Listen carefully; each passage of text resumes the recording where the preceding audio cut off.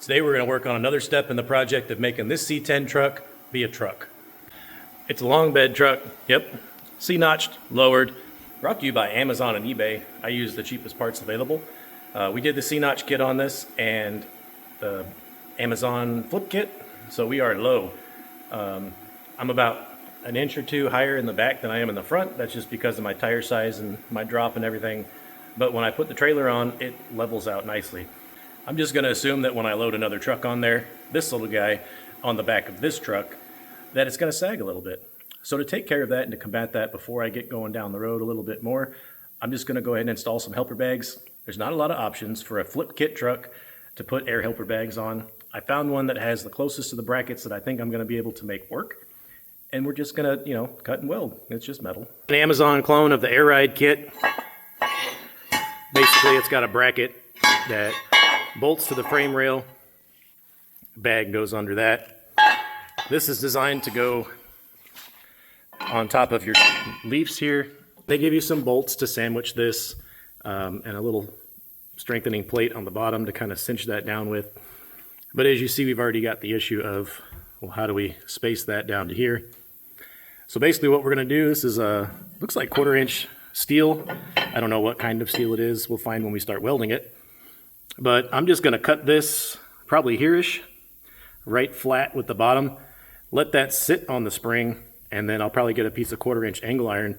And if I get maybe 3-inch wide angle iron, when this is sitting down here, I can just weld it here, and it should be nice and strong. And I can do that on the other side so that this is going to be perfect where it needs to be. This little guy will go over top the notch somewhere in here centered. It does give you a little space right there, which I'm just thinking of overkilling things. If I'm already cutting and welding stuff, I might cut these feet off on the side here and suck that in so that I can get this all the way in there, weld that straight to the frame rail. And the reason I'm wanting to do that is when my bags are all the way out here, it's going to act like a lever and it's going to try to like bend the frame rail. I've already got a brace going across here and I plan to add some more just to make things a little more strong. Triangles are your friend, so just plan that into it. But the more contact area I can get from this bracket, the better. So I'm gonna start cutting this up and mocking it up and see what we look like. Drew a line even with this ledge right here. So we're just gonna cut this off so I can get this level against the frame.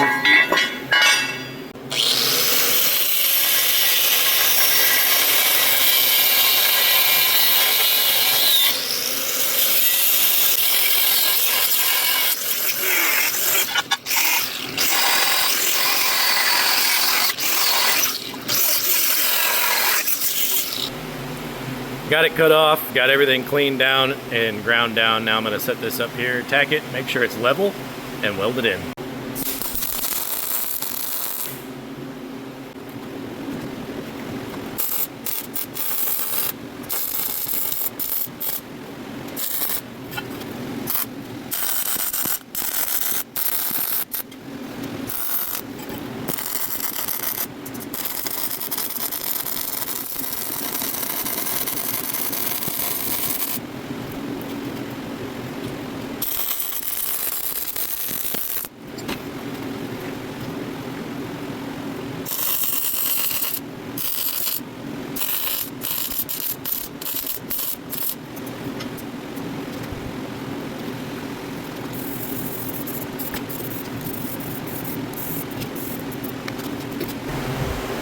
There it is, all welded in, inside and out. So now we've got that kind of centered up over this hole. All right, so we got the plate cut. I'm gonna set this little guy on here. Then I'm just gonna measure down each side. I'm just gonna measure down each side and see what my height is, which I've done. And I'm 5 inches on this side and 4 5/8 on that side. I'm gonna take this over to the table. I'm going to rig these up and see how tall I need to make my plate here. Hopefully the angle iron is enough to make that the right height. And we'll get it welded. All right, guys, you can see I got this in place. It's real simple. You just welded the little angle iron piece. On this one, I put it up here, welded this piece to it, put these little bolts through. You can cut those off. They're like 8 inches long. So I measured them, gave me a little bit of room in case I got to move stuff around and cut them off. You can cut them off with an angle grinder and then just kind of roll it along the tip of it or along some sandpaper or something just to kind of deburr that, and then the nuts will go on. So this is bolted front and back. The bag's bolted to the bottom of the plate. You can see that bolt right there. And the bag is straight. That gives you 1/4 inch airline. I put my fittings up here and ran it through the frame, a piece of hose on there to keep it from doing things. Now they give you a little fitting like this. It's got a Schrader valve on the end of it and 2 nuts, and you can drill a hole in the back of your bumper somewhere, stick this little guy and put a valve cap over it, and you'll never really see it. Then you can just direct fill from, the gas station or home or whatever when you load your trailer. I kind of like that idea, but at the same time, I want to be able to make adjustments as I'm going down the road, or say I pick up a trailer somewhere, load the trailer, and it's wonky and I want to add something to it. I can do that from in the cab. So what I am using is the Airlift Wireless One system. I had this on another pickup and I didn't really use it, so I pulled it off and it's been sitting in a drawer, but it's going to be perfect for this. This little guy is a compressor. I still got to clean all the wires and stuff up, but it's got a power and a ground. Power comes off of the power that you give to this little manifold here. And this little guy just has an input from the compressor. So it gets the air, and it's just a manifold. So it just opens or closes, letting air into your bags. It's got 1 outlet, so I teed into it, and it's going into both of my bags. So what this allows me to do is I can make adjustments from either the key fob little remote thing, it's like a garage door opener remote, or I can go on my phone and I can make changes. So I'll show you that. Cab, I can sit here and tap the button, tell it to increase the pressure, and it'll start lifting the airbags up. Or if I decide that's too high for me, let it out. So I can tune this on the fly as I'm driving down the road to make sure that my ride is perfect for whatever I'm hauling.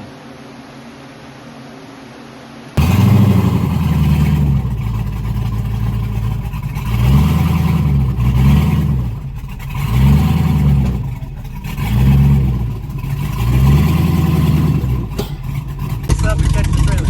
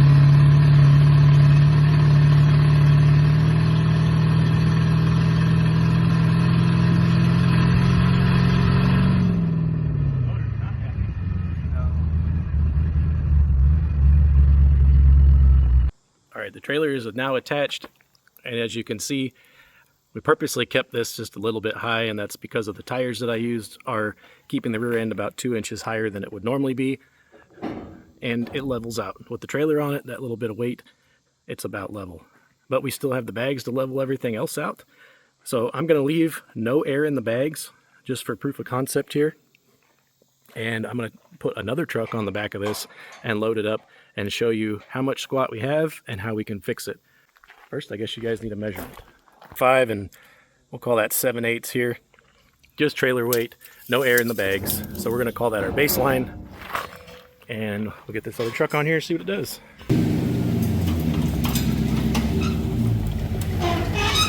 Up on the winch and sitting pretty much even distributed with the weight. No air in the bags. We're still at 25 and 7/8. So we're going to add some air to this and see where it goes. All right, that's 60 psi, brought me up to 27 inches.